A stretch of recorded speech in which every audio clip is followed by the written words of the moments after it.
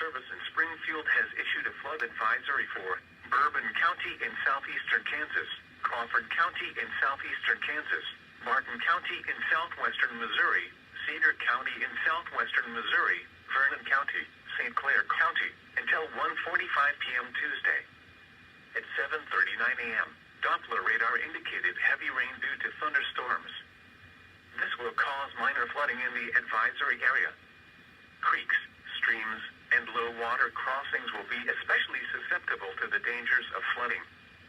Locations in the advisory include Pittsburgh, Prairie State Park, Nevada, Fort Scott, Lamar, El Dorado Springs, Frontenac, Girard, Stockton, Arma, Appleton City, Osceola, Marmon, Liberal, Lowry City, Sheldon, Mulberry, Chicopee, McCune, Mindemans.